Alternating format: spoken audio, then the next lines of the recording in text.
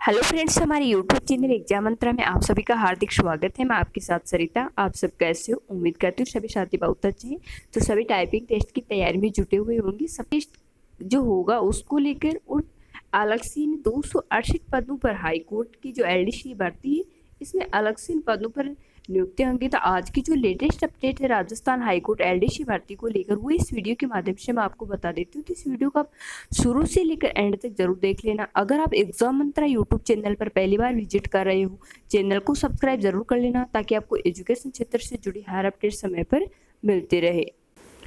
तो जैसा कि फ्रेंड्स आप देख रहे हो, कनिष्ठ न्यायिक सहायक भर्ती के कंप्यूटर टाइपिंग टेस्ट 5 जुलाई से, यानी 5 जुलाई से टाइपिंग टेस्ट है वो शुरू हो रहे हैं। तो 1 महीने का समय है, तो बहुत ही अच्छी तैयारी होगी आपकी। और नहीं है तो आप कर सकते हो, अभी तक समय है आपके पास।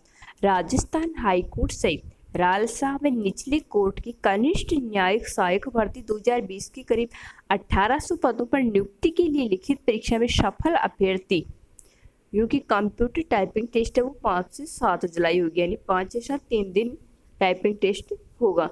कंप्यूटर टाइपिंग टेस्ट के लिए लिखित परीक्षा में सफल हुए 5 गुण अभ्यर्थियों को बुलाया गया है।